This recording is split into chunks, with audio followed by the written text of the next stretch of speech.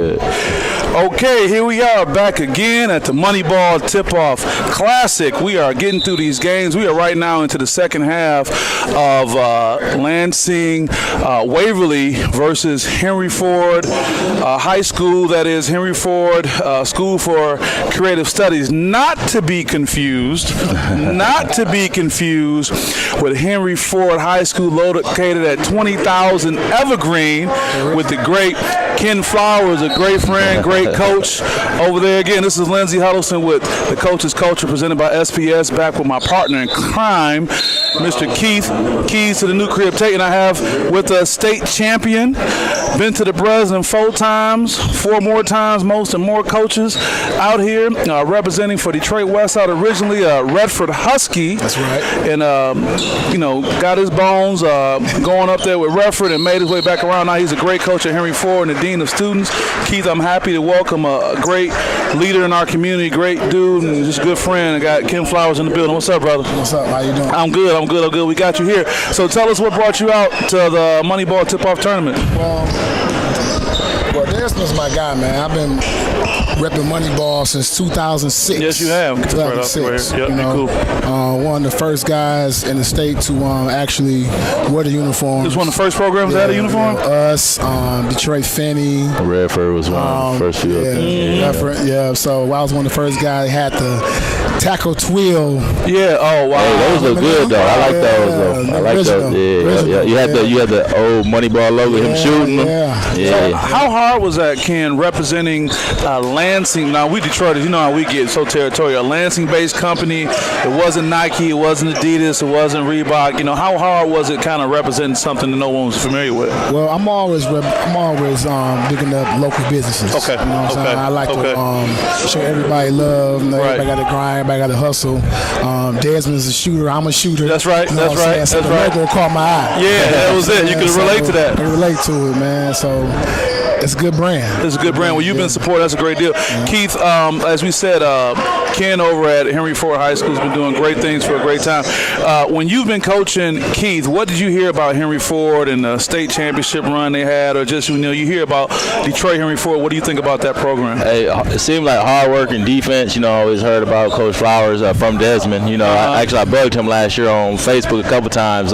Sometimes can be annoying and persistent. I bugged him a couple times on Facebook. Hey, I need to come down to a practice and check it out, so on and so forth. So definitely want to try to learn from coaches that's done it, and like I said, he's been around in the program, and athletic director as well, right? So he wears a lot of different hats, and so that means it's got a lot of responsibility. So he's definitely in touch with the kids and what's going on and running the program. Got the money ball because I like my freshmen to look good on the court. He always getting new jerseys every couple of years, it seemed like. So definitely again with their state runs and stuff, just seeing them with the hard work, and like I said, you can see his passion on the sideline too. Right. Well, Ken, we talk about coaching this generation of athletes. The Coach's Culture is all about being a resource for others. Now, you've had great success with your teams, and like Keith mentioned, you're athletic director. Right. You're also dean of students. Right. So you have a strong presence in the school. Now, I wonder, do you think there's a direct correlation with you being in a school, being a person of influence in the school as well as the community along with, does that correlate to your team's success, you think?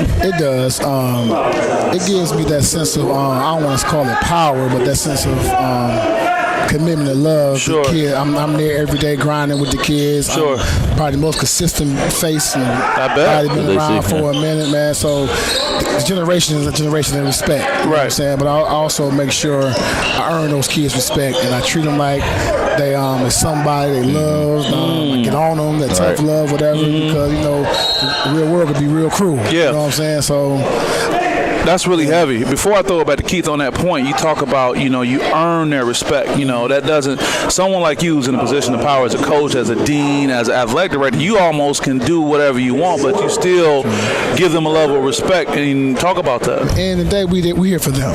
You know what I'm saying? We're here for them, man. We got to make sure they're the next pillars in the community. Right. They're the next generation that's going to carry us along. Right. We're going to get old one day. You're right. You know what I'm saying? So that's what my mission is, man. Try to put much information and dedication, accountability to these kids, man, because one day they got to grow up and be adults themselves. You're right. Well, you've done a good job, and I'm going to throw it back to Keith really quick. But one thing I also want to acknowledge is you've done a wonderful job as it relates to your players not only going on to college but graduating, coming back. Some of them working in the school, being on your staff. Talk about that cycle of your players being in that position. I learned that from the great coach Derek McDowell, who I played for, Detroit West.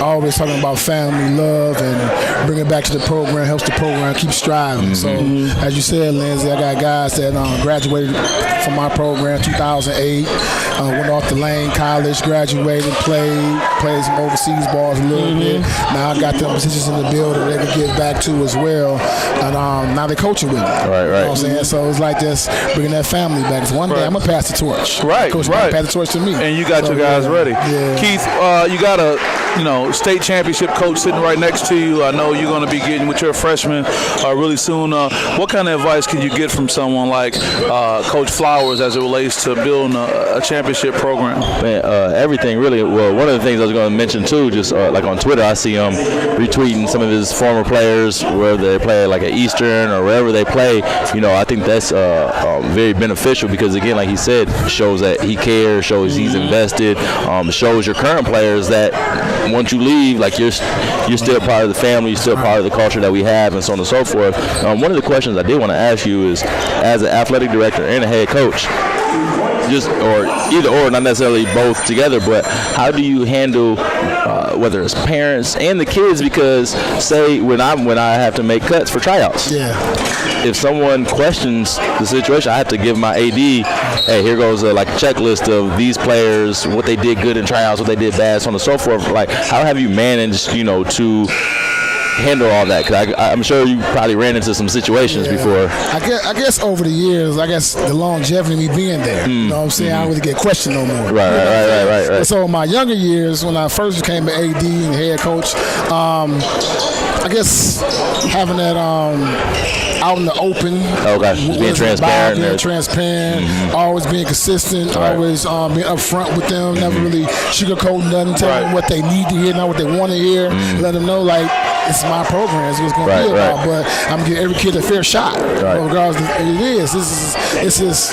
varsity basketball or JV basketball. This is not CYO. You know what I'm saying? You got to earn your way on the floor. You know what I'm saying? So that's important. Coach, as we get ready to wrap up, we're looking at the second half of the other Henry Ford School out of Detroit going up against Lansing Waverly. Coach, I saw a kid walk through the door, had the duck coming in, but he had some Henry Ford paraphernalia on. Coach, talk about your lineup, what you have, what your team is looking like this season. The kid you're talking about is Alex Brantley. Okay. He's 6'11".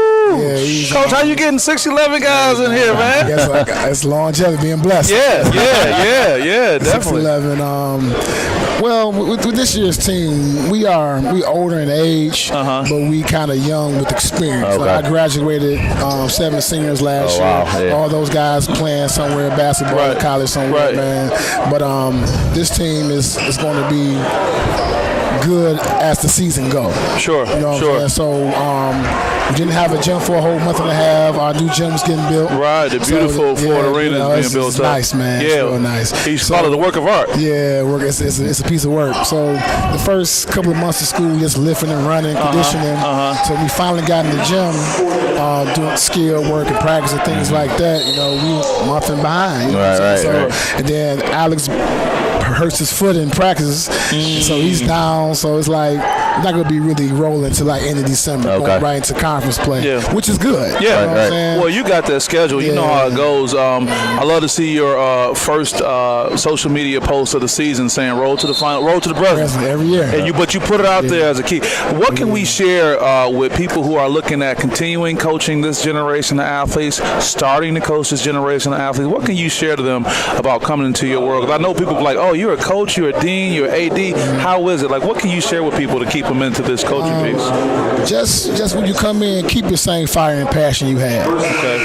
It's one thing about if you're just a coach, this is not a job where you get rich in far as on an amateur level. You know what I'm saying? But you being rich with relationships and inspiring kids' lives and impacting them on a different level that you, because these kids are gonna see you more than they see their parents. You're right. You're right about that. School day practices, study tables, outings, whatever you're gonna do, man. These kids gonna see you more than see your parents. So what you instill in that kid, it's going to show later on in life. Right. It's gonna come out. And you see it with your young people coming back to you as employees and things like that. Well, with that, we're going to wrap up. We know in another 20 minutes you're going to be taking the floor. Coach, we want to thank you for all that you have done, all that you will do, and appreciate you coming on Coach's Culture by SPS and sharing with us. Keith, you got anything else for our guests? No, man, it was great meeting them finally. I'm going to bug them again this year. I'm definitely going to make it down to a practice. I got to see what secret success formula he got down there. See if I can translate it over to my freshman team. That's awesome. That's all. We appreciate you coming out, Ken. Good luck today, and we'll see you. All right. Thank you. All right. I appreciate it, Coach. Yep.